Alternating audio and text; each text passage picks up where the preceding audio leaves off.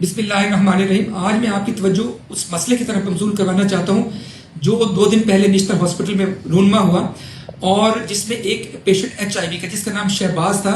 وہ پیشنٹ داخل ہوتا ہے وارڈ میں اور یہ پیشنٹ وہ ہے جس کی پچھلے 6 سے 7 مہینے میں 2 سرجریز ہو چکی ہیں اور دونوں رپورٹس اس کی HIV کی نیگیٹو تھی. اب یہ پیشنٹ آتے ہیں ہمارے پاس، ظاہر ہے اس کو ہم نے آپریٹ کرنا ہوتا ہے اور اس پیشنٹ کو پین ابڈومن ہوتا ہے جو مین اس کی کمپلینٹ ہے. تو ہم نے یہ پلان کیا تھا کہ چلے ہم اس کو آپریٹ کریں گے. تو ظاہر ہے اس کی تمام رپورٹس بھیجی لیب میں جس میں B اور C رپورٹ آ گئی، لیکن HIV کی رپورٹ ہے اس کو پینڈنگ میں ڈال دیا اور اس کے 1 دفعہ 2 دفعہ اور پھر 3 دفعہ سیمپلز لیے گئے، لیکن ہمیں یہ نہیں بتایا گیا کہ اس میں کوئی سسپیکٹ کریں یا کوئی ایسا پرابلم ہے. اور جس دن جب آپریشن لسٹ مکمل ہوئی اور آخری پیشنٹ یہی تھا جس کا آپریٹ ہونا تھا، تو اس وقت بھی ہمارے ڈاکٹر جو وہاں پہ موجود تھے انہوں نے اس کی رپورٹ کا پتہ کیا، لیکن رپورٹ نہیں تھی. لیکن پیشنٹ کی کیونکہ طبیعت ڈیٹیریٹ کر رہی تھی تو انہوں نے ڈیسائیڈ کیا کہ ہم اس کو آپریٹ کر دیتے ہیں، کیونکہ پہلے بھی 2 دفعہ رپورٹ نیگیٹو آئی ہے تو ہو سکتا ہے اس دفعہ بھی نیگیٹو ہو.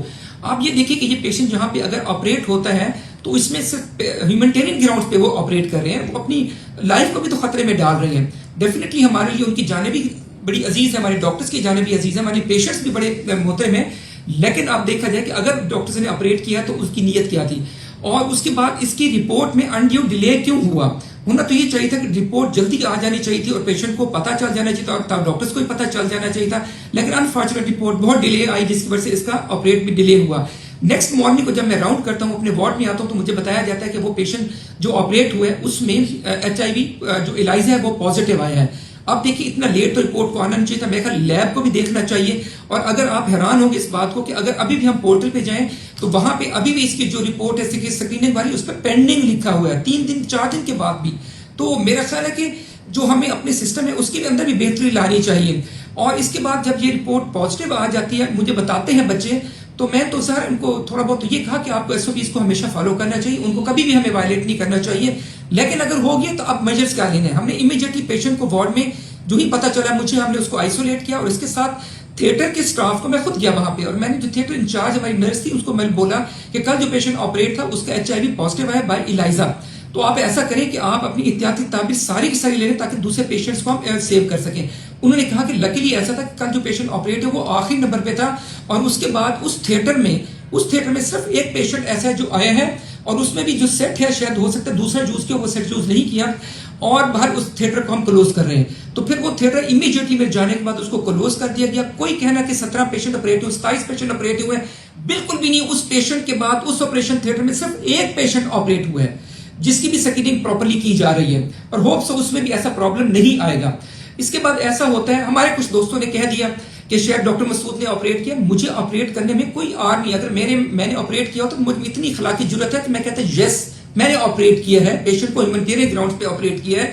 ٹھیک ہے اگر SOPs وائلیٹ ہوئے وہ جو اگر میں کرتا تو میں مان لیتا کہ میری غلطی بھی ہے اور یہ SOPs نہیں ہونے چاہیے تھے.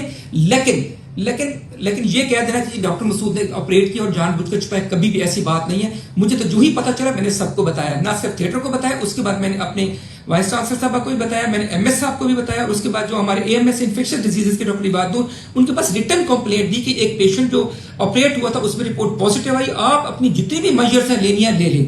تو ظاہر ہے ہماری تو یہ ہوتی ہے کہ پیشنٹس بھی ٹھیک ہو جائیں آ کر اور اس کے ساتھ ہمارے ڈاکٹرز بھی پیرامیڈکس بھی سارے کے سارے وہ لوگ اپنے آپ کو سیکیور سمجھیں. اور اس کے ساتھ میں یہ کہنا چاہتا ہوں کہ دیکھیں یہ واقع جو HIV کے جو کیسز آ رہے ہیں اس کو ہم نے لاسٹ ٹائم بھی جب ہمارا نیفرولوجی کا ہوا تھا ایشو تو اس میں یہ کہا گیا تھا کہ ہم اس کے اندر امپرومنٹس کریں گے.